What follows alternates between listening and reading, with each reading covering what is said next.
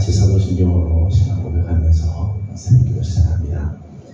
나는 전능하신 아버지 하나님 천지의 창조주를 믿습니다. 나는 그의 유일하신 아들 우리 주 예수 그리스도를 믿습니다. 그는 성령으로 잉태되어 동정녀 마리아에게서 나시고 본디어 빌라도에게 고난을 받아 십자가에 못 박혀 죽으시고 장사된 지 사흘 만에 죽은 자 가운데서 다시 살아나셨으며 하늘에 오르시어 전능하신 아버지 하나님 우편에 앉아 계시다가 거기로부터 살아있는 자와 죽은 자를 심판하러 오십니다. 나는 성령을 믿으며 거룩한 공교회와 성도의 교제와 죄를 용서받는 것과 몸의 부활과 영생을 믿습니다. 아멘. 찬송가 585장 같이 부르겠습니다. 찬송가 585장입니다.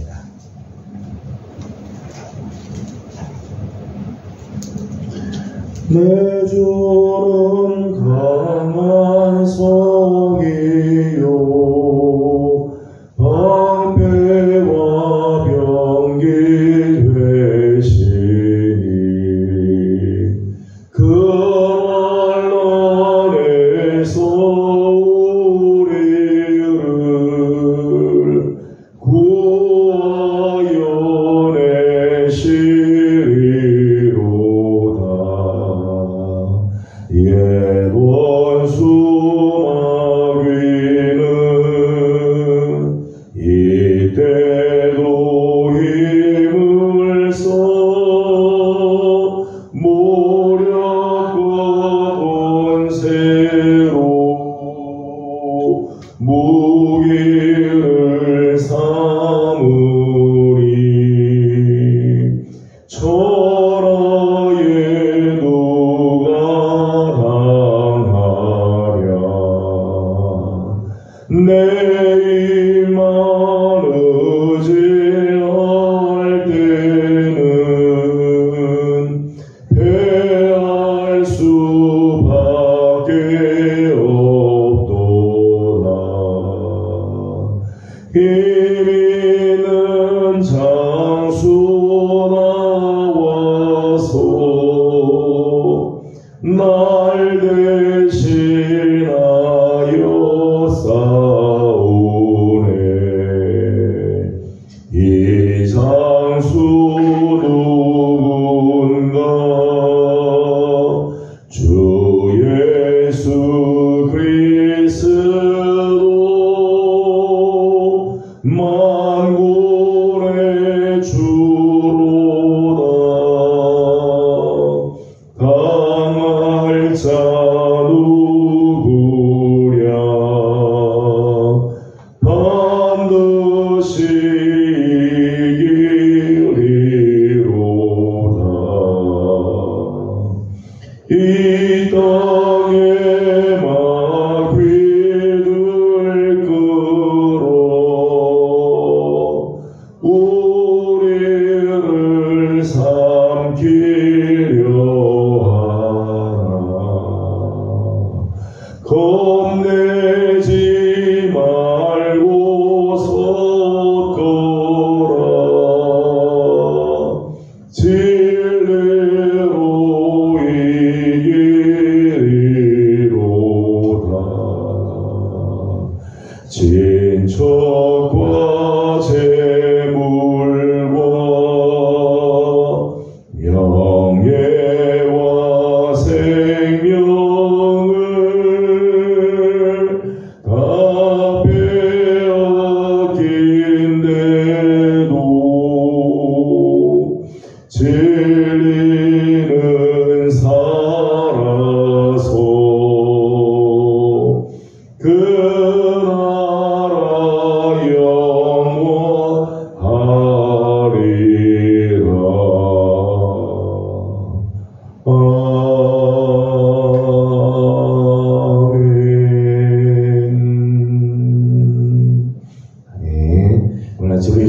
말씀은 신명기 제19장입니다. 신명기 제19장, 오늘은 14절에서 21절까지 함께 교독하겠습니다. 신명기 제19장 14절입니다. 네 하나님 여호와께서 네게 주어 차지하게 하시는 땅 곧 내 소유가 된 기업의 땅에서 조상이 정한 내 이웃의 경계표를 옮기지 말지니라.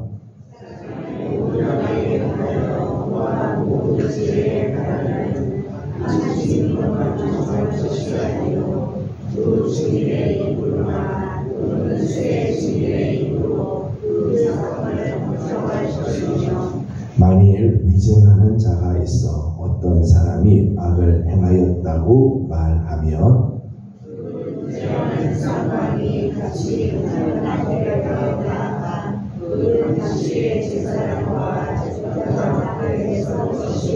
재판장은 자세히 조사하여 그 증인이 거짓 증거하여 그 형제를 거짓으로 모함한 것이 판명되면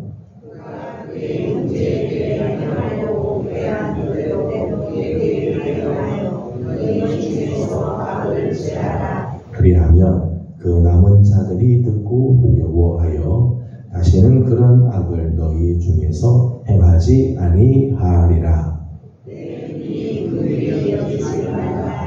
생명에는 생명으로, 눈에는 눈으로, 이에는 이로, 손에는 손으로, 발에는 발로 이니라. 아멘. 아침도 새벽을 깨우며 주님 앞에 나엎드리는 모든 성도들 가운데 우리 하나님의 귀한 은혜와 평강이 함께하기를 소망합니다. 어제 거룩한 주일 또 하나님 나와 예배하게 하시고 우리 또 한 주간을 열어주셨는데 세상을 향해 나가는 우리 귀한 성도들의 발걸음들, 또 학교로 직장으로 나가는 우리 자녀들 발걸음들 우리 하나님께서 지켜주시고 이번 한 주간도 우리 하나님의 선하신 손에 도우심이 함께하기를 소망합니다. 신명기 19장 말씀을 우리 지난 시간에도 우리 함께 나누면서 십계명에 대한 말씀을 잠깐 나눴습니다. 십계명은 크게 두 가지 영역으로 우리가 정리할 수 있다고 말씀을 드렸습니다. 또 예수님께서도 율법 전체를 두 가지로 이렇게 정리를 하시다. 하나는 내 마음과 뜻과 힘을 다하여 주 너희 하나님을 사랑하라. 하나님 사랑의 영역으로 이제 하나를 정리할 수 있고, 또 하나는 내 이웃을 내 몸과 같이 사랑하라 라고 해서 이웃 사랑으로 정리를 할 수 있죠. 십계명은 두 개의 영역으로 나눌 수 있는데, 하나님을 사랑하고 예배하는 삶만큼이나 이웃을 사랑하는 것, 이웃과의 관계를 온전하게 하는 것 중요하다는 것이죠. 그래서 지난 시간에 우리가 보았던 도피성 제도를 보게 되면 살인하지 말라고 하는 제6계명의 말씀을 구체적으로 적용하는 부분이라고 말씀을 드렸습니다. 계명에는 살인하지 말라라고 하고 명령으로 딱 되어 있지만, 십계명에는 살인하지 말라고 하는 계명으로 되어 있지만은 실제적으로 우리 삶에서 부지 중에 원한을 갖고 한 게 아니라 실수로 사람을 죽이는 경우들이 있다는 거죠. 이런 경우에 이 사람을 역시 똑같이 살인하지 말라, 살인했기 때문에 죽어야 한다는 법으로 다 할 수는 없다는 거죠. 6계명을 그냥 문자적으로 적용을 할 수가 없고, 이런 경우에는 예외가 있어서 하나님께서 도피성이라고 하는 제도를 두어 하나님께서 생명을 보존해 주게 하셨다는 거죠. 계속해서 오늘 우리가 함께 두 가지를 더 보려고 하는데, 그 중에 하나는 경계표에 대한 말씀입니다. 14절 말씀을 읽어보도록 하겠습니다. 14절입니다. 내 하나님 여호와께서 내게 주어 차지하게 하시는 땅 곧 내 소유가 된 기업의 땅에서 조상이 정한 내 이웃의 경계표를 옮기지 말지니라. 아멘. 오늘 14절에서 이제 말씀하는 이웃의 경계표를 옮기지 말라라고 하는 이 말씀, 이 계명은 사실은 제8계명 도둑질하지 마라 라고 하는 계명과 제10계명 내 이웃의 것을 탐내지 말라라고 하는 이 계명을 구체적으로 어떻게 할 것인가에 대한 말씀이죠. 10계명에 나오는 이 두 가지 계명과 깊은 관계가 있습니다. 본문에 나오는 이 경계표라고 하는 것은 하나님께서 기업으로 주신 땅의 경계를 나타내는 표식을 말하는 거예요. 예전에 성경에 보면 지계석 그렇게 지셨어요. 땅의 경계를 표시하는 돌이다 그렇게. 지금은 지적도라는 것이 있지 않습니까? 지적도에서 내 땅은 어디서부터 어디까지가 돼 있다라고 지도에 이렇게 표시가 되어 있죠. 예전에 보게 되면 지적도를 연필로 이렇게 했어요. 그래서 연필심을 뾰족하게 해서 이제 정확하게 한다고 하는데, 하다 보면은 연필의 심이 두꺼워지게 될 때가 있잖아요. 다르니까 조금 두꺼워져요. 근데 그 두꺼워지지 뭐 별거 같지만 실질적으로 이제 직접 땅의 것으로 확장시켜 버리면 이게 이제 때로는 뭐 1m, 2m 사이 차이가 날 때가 있어요. 그거 가지고 이제 분쟁이 되는 경우들도 있죠. 이 지적도를 할 때도 굉장히 이제 아주 세미하게 이제 해서 땅의 경계를 이제 하게 되죠. 지금은 이제 이 GPS를 가지고 하기 때문에 정확하게 이제 하기도 하죠. 근데 예전에는 이제 그런 게 없으니까 어떻게 했는가 하면 내 땅과 내 땅의 경계를 돌을 두어서 이 돌에서 이 돌까지가 내 땅이다 라고 해서 경계를 삼았다는 거예요. 문제는 뭔가 하면 돌을 심었어요. 돌을 심었는데 밤에 이웃이 와서 원래 이 돌을 뽑아서 다른 곳에서 옮겨놓은 거예요. 아침에 일어나 보니까 분명히 돌이 예전에 여기 있어야 되는데 이 자리로 옮겨져 와 있습니다. 할 수 없이 경계표로 삼았기 때문에 여기까지 땅이 되는데, 반면에 옆에 있는 사람은 자기 땅을 그냥 늘려가는 경우들이 있게 되죠. 그래서 이렇게 경계표를 옮기게 되면 상대방 이웃의 재산을 도둑질하는 경우들이 되게 된다는 거예요. 그래서 절대 경계표를 옮기지 말도록 그렇게 했어요. 구약의 아주 강한 법 중에 하나가 이 경계표에 대한 경계표를 옮기지 못하도록, 하나님께서 주신 기업인데 그것을 인간의 마음대로 경계를 옮겨서 도둑질하는 일들을 하지 못하도록 하였다. 그래서 오늘 말씀 보면 내 이웃의 경계표를 옮기지 말지니라. 하나님께서 내게 주신 것에 만족하고, 하나님께서 이 땅은 내 땅은 여기서부터 여기까지 다 구역을 정해줬으면 그거 옮겨서 내 땅을 더 늘리려고 하지 말고, 하나님께서 주신 기업에 감사하고 만족하고 이웃의 것을 탐내지 말도록 하라 라고 하는 거죠. 그래서 경계표를 옮기지 못하도록 하였다는 거예요. 오늘 우리가 살아가는 오늘 우리의 삶에도 이런 경우들이 있죠. 내 것 이외의 다른 것에 욕심을 내서 거짓말을 하거나 사기를 치는 그런 경우들, 이런 경우들이 있을 수 있죠. 이런 행위들은 궁극적으로는 이웃의 생명을 위협하고, 더 나아가서는 하나님께서 주신 기업을 도둑질하는, 하나님의 나라를 도둑질하는 그런 결과를 유발하게 되어진다는 거예요.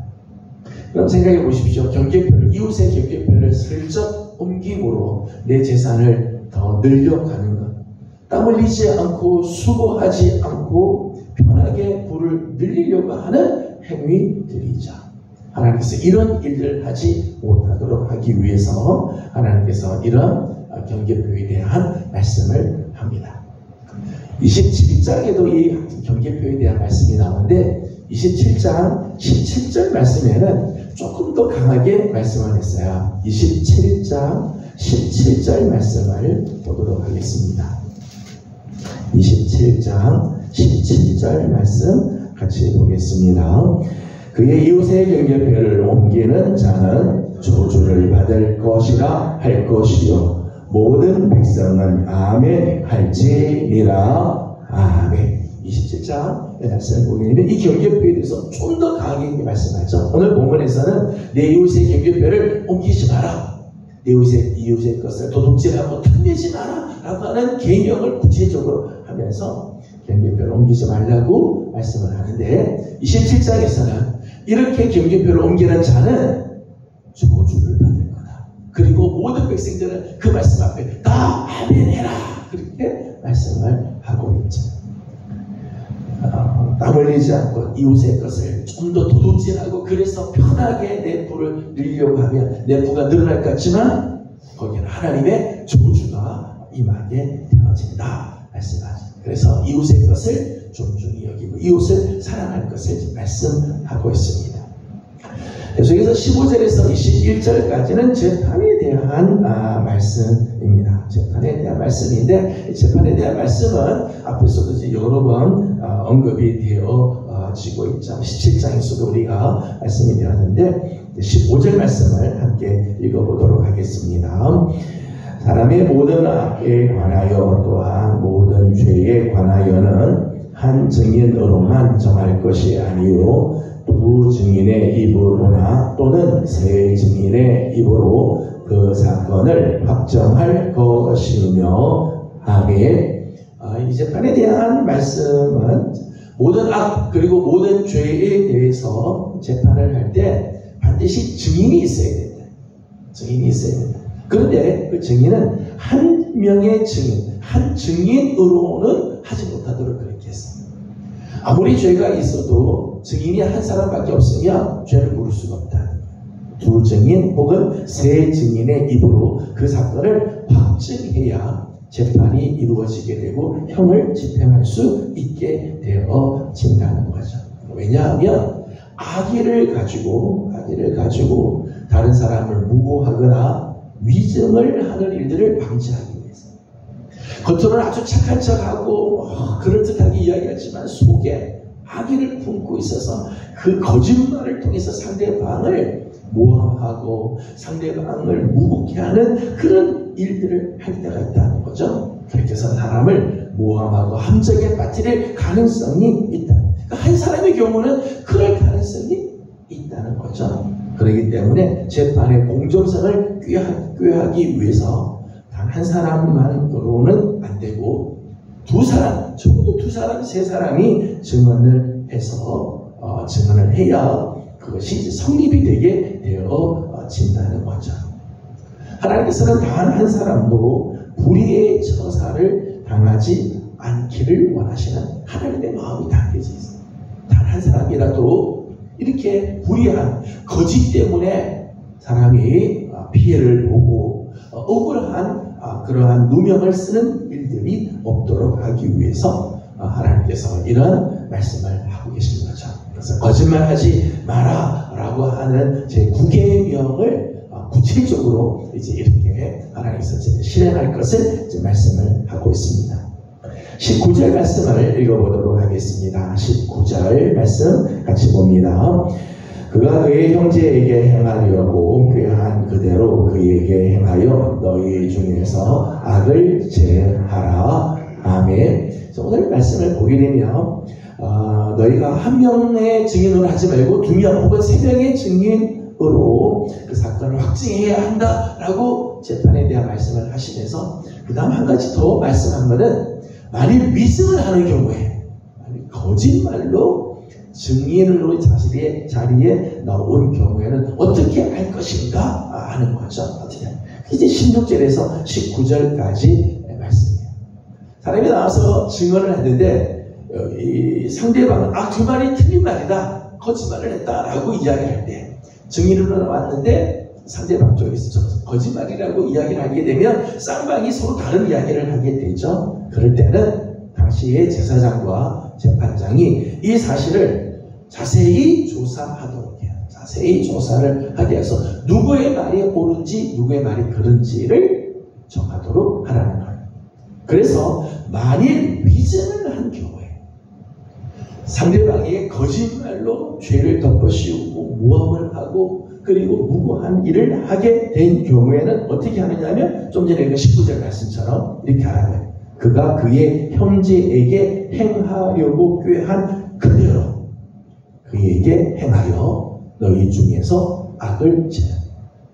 상대방의 거짓말을 막 해서 이 사람은 죄인이다. 그래서 이 죄는 하나님께서 마땅히 벌을 받아야 되는데 이런 벌을 받아야 된다고 막 이게 증언을 했는데, 이게 만약 위증의 경우에는 자기가 꾀했던 그 벌 그대로를 받아야 한다. 함부로 위증을 하면 안 돼요. 위증한 것이 드러나게 되면 자기가 말한 그대로 자기가 죄를 덮어 써야 한다는 거죠. 그 기준을 이야기하기를 21절에서 이렇게 기준을 정했다는 거예요. 21절을 읽어보겠습니다. 내 눈이 긍휼히 여기지 말라. 생명에는 생명으로, 눈에는 눈으로, 이에는 이로, 손에는 손으로, 발에는 발로 이니라. 아멘. 내가 상대방에게 해를 가하려고 한 그대로 나도 당해야 할 것에 대한 말씀을 하고 있지. 그래서 우리는 동해보호법이라고 이렇게 이야기하자. 같은 이 벌로 다시 되돌려 받게 되는 것, 동해보호법이라고 그렇게 이야기해요. 근데 오늘 우리가 함께 본문 말씀을 보면 단순히 거짓말하지 말라 정도로 끝나지 않고, 두 명의 증인, 세 명의 증인으로 일들을 하라고 이야기를 하는 정도가 아니라 한 걸음 더 나가서 위증을 하는 경우에는 그 벌이 아주 무거운 벌을 하나님께서 받게 하므로 이스라엘 안에 거짓말을 하지 아니하도록, 거짓말로 상대방을 해하는 일이 없도록 하게 하셨다는 거죠. 21절에 나오는 이 동해보호법은 개개인의 복수의 원리로 하나님께서 주신 것처럼 보이겠지만 그런 것은 아니죠. 개개인의 어떤 복수의 권리를 주장하서 나는 이가 당했으니, 이를 상했으니 상대방이 이를 내가 상하게 해야 되겠다라고 하는 것은 아니에요. 사실은 사법기관에 의한, 그러니까 재판에 관해서 법을, 형벌을 제시할 때 그 제시의 원리라고 말할 수 있겠죠. 적법한 형벌을 부과하는 것에 대한 강조라고 말할 수 있습니다. 사회적으로, 사회적인 차원에서 질서를 유지하고 공의를 실현하기 위해서 편벽됨이 없이 그 죄에 합당한 죄를 정하기 위해서 생명에는 생명으로, 이에는 이로, 눈에는 눈으로, 손에는 손으로, 발에는 발로 그렇게 정해냈다는 거죠. 또 개인적인 차원에서는 사실 하나님께서 이렇게 말씀하신 것은 관용과 용서를 사실은 강조하는 거예요. 더 이상 죄를 짓지 않도록, 더 과하게, 아마 내 감정과 내 분노 때문에 그 죄 이상의 것들을 더 짓게 하면 서로 이제 고통이 심해지기 때문에 더 이상 죄를 넘어가지 않게 하기 위해서 하나님께서 그 한계를 정해 주셨다는 거죠. 오늘날 사회가 공의가 바로 서게 될 때 그 사회는 건강하게 되죠. 법을 집행하고 사법기관에서 법을 판정을 하게 되었을 때 이렇게 공의가 무너지게 되면 거짓이 난무하고 그 거짓을 그냥 넘어가게 돼요. 그렇게 하게 되면 사회는 건강한 사회가 될 수가 없어요. 건전한 사회가 될 수 없죠.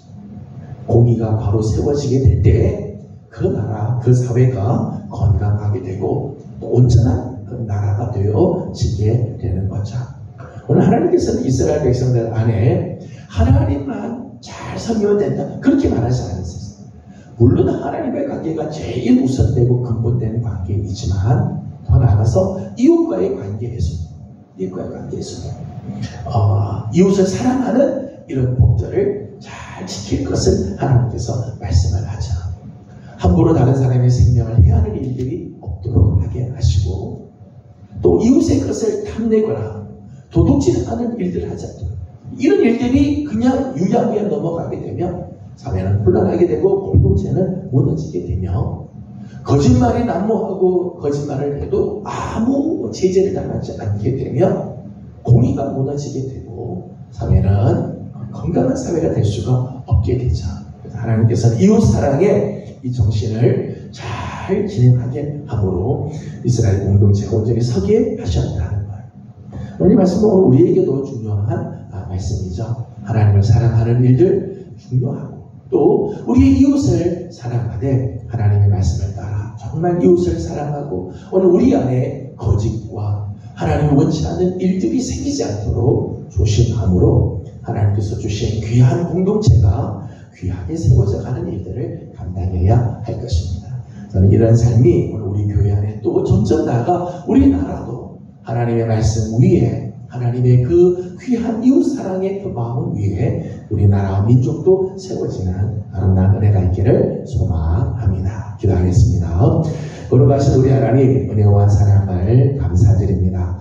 어제 거룩한 주일 주님 앞에 나와 예배하게 하여 주시고 오늘 아침 또 새벽을 깨우며 주님 앞에 나옵니다. 오늘 하루를 열고 또 이번 한 주간 삶을 또 시작하고자 하오니 하나님 우리 사랑하는 성도들을 기억하여 주옵시고 우리 하나님과 동행하는 귀한 한 주간 또 우리 하나님의 말씀 안에 거하는 복된 한 주간이 되게 하여 주시옵소서. 하나님 오늘 우리에게 이웃을 사랑할 것을 말씀하시고 오늘 우리가 이웃을 사랑하기 위하여 도둑질하는 일들 이웃의 것을 탐내는 일들을 긍휼히 믿고 말씀하여 주시며 혹 거짓말을 통해서 위증하는 일들을 하지 않도록 하나님께서 이렇게 말씀해 주셨는데 하나님 오늘 우리 공동체 더 나아가 우리 사회와 우리 민족 안에 하나님 이런 귀한 모습들이 하나님 살아나게 하여 주셔서 정말 하나님 보시기에 바른 나라가 되게 하시고 하나님 보시기에 건강한 사회가 되도록 하나님 민족을 이끌어 주시옵소서. 하나님 우리 교회를 주님께 올려드립니다. 하나님 우리 교회도 하나님 앞에서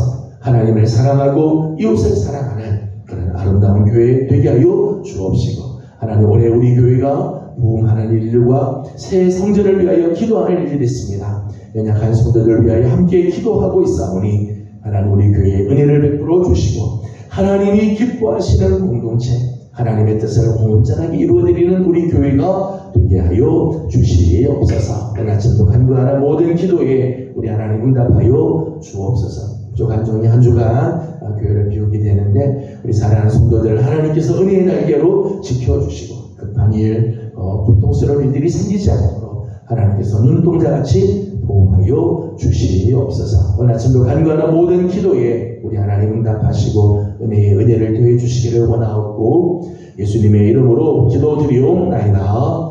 아멘. 하늘에 계신 우리 아버지의 이름을 거룩하게 하시며 아버지의 나라가 오게 하시며 아버지의 뜻이 하늘에서와 같이 땅에서도 이루어지게 하소서. 오늘 우리에게 일용할 양식을 주시고 우리가 우리에게 잘못한 사람을 용서하여 준 것 같이 우리 죄를 용서하여 주시고 우리를 시험에 빠지지 않게 하시고 악에서 구하소서. 나라와 권능과 영광이 영원히 아버지의 것입니다. 아멘.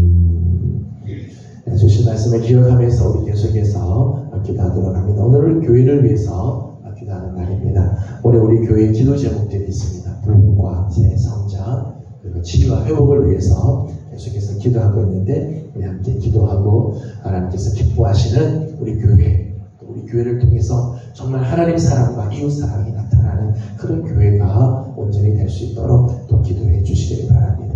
부족한 종을 위해서도 계속해서 기도해 주시길 바라고 개인적인 기도 제목들 주님께 올려드리고 돌아가도록 합니다. 기도하겠습니다. 거룩하시고 자비하신 우리 하나님 은혜와 사랑